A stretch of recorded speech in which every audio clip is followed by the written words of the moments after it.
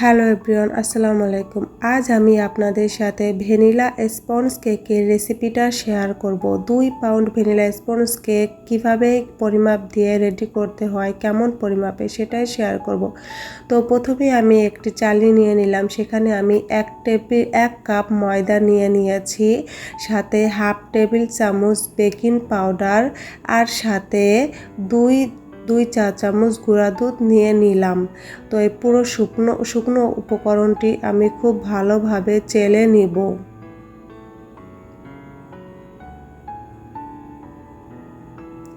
খুব ভালোভাবে চেলে নিয়ে তারপর আমি এটি এক পাশে রেখে দিব।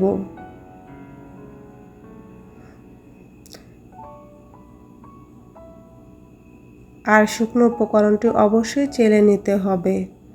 তারপর আমি এখানে 4টি ডিম নিয়েছি। আমি 2 পাউন্ড কেকের জন্য 4টি ডিম নিয়েছি। আর ডিমটি আমার অবশ্যই রুম টেম্পারেচারে রাখতে হবে। ফ্রিজ থেকে আমি প্রায় 1 ঘন্টা আগে বের করে রেখেছিলাম। আর ডিমের আমি সাদা অংশটা আর কুসুমটা আলাদা করে নিয়েছি। আর এখানে আমি সাদা অংশটি বিট করে নিব। আর সাথে ছিল আমার 1 কাপ চিনি। তো 2 পাউন্ড কেকের জন্য 1 কাপ চিনিটাই লাগবে।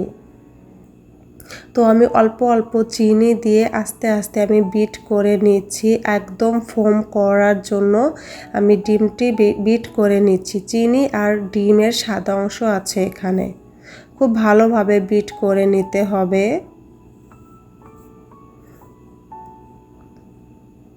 তো দেখুন আমার প্রায় বিট করা হয়ে গিয়েছে।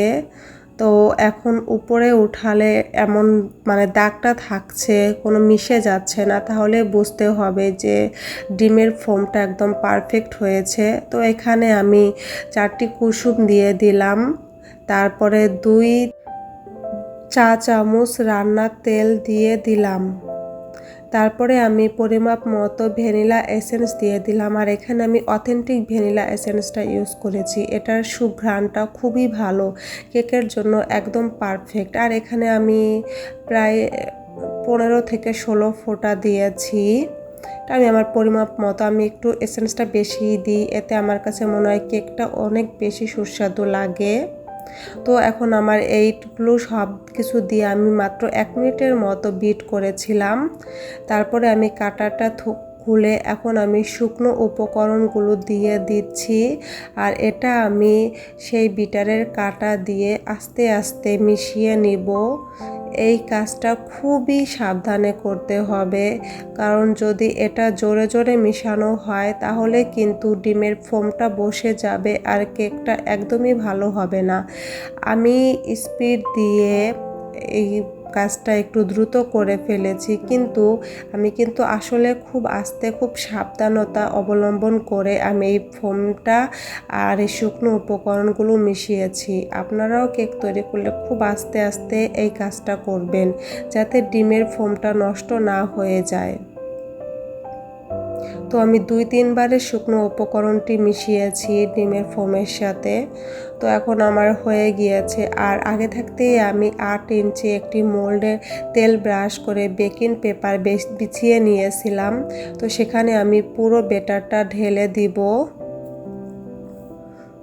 আর ওদিকে আমি ওভেনটাও 180 ডিগ্রিতে ফ্রিট করতে দিয়েছি।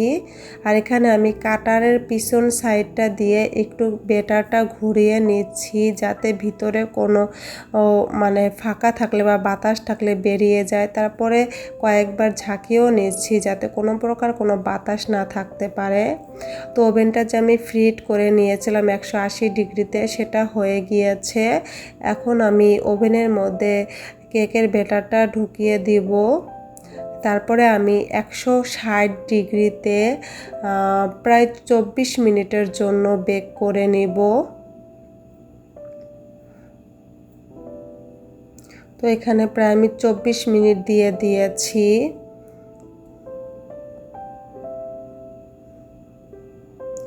তো এখন আমার 24 মিনিট বেক করা হয়ে গিয়েছে। আলহামদুলিল্লাহ আমার কেকটাও একদম পারফেক্ট হয়ে গিয়েছে।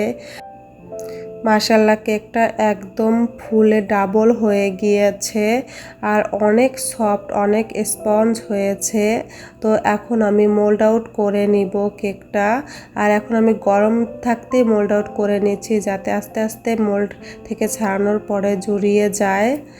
আর এখানে আমি নিচে যে বেকিং পেপারটা দিয়েছিলাম সেটাও আমি আস্তে আস্তে সরিয়ে নিচ্ছি।